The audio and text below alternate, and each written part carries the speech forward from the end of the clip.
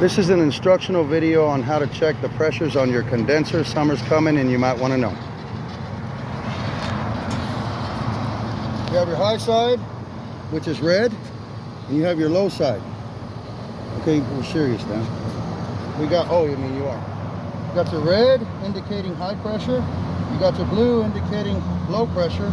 Your yellow is for transport of Freon in and out of the system. So you get your low side. Take the caps off. Let me indicate to you which are which.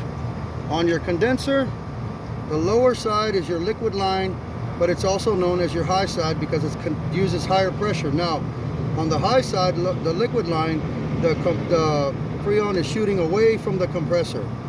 Now down here you have your cold, it should be cold when operating, suction line, which is your low side, low pressure. This is sucking Freon to the compressor. The compressor's in here, inside your condenser. So you got Freon coming in and Freon leaving.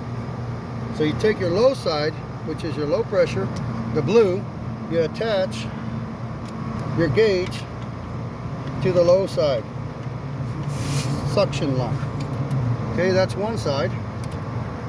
Make sure your gauges are closed at this point.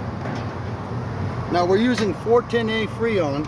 410A, your pressure should be on a very hot day around 350 over 350 on the high side, over about 150 on the low side on a hot day.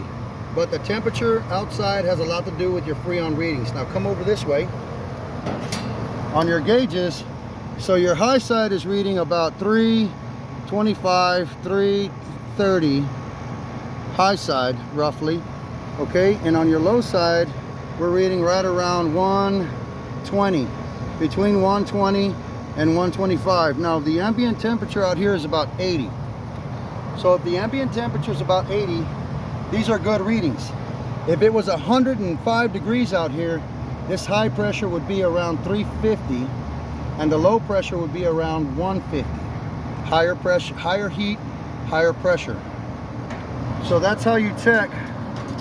Now, if you have a really high side, there's something wrong. If you have a really low side, there's something wrong.